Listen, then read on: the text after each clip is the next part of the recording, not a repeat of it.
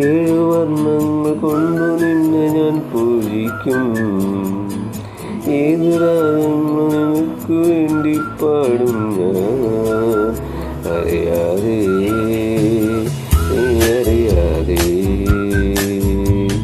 ഏഴു വർണ്ണങ്ങൾ കൊണ്ടു നിന്നെ ഞാൻ പൂജിക്കും. ഏതു രാഗങ്ങൾ നിനക്ക് വേണ്ടി പാടും ഞാൻ.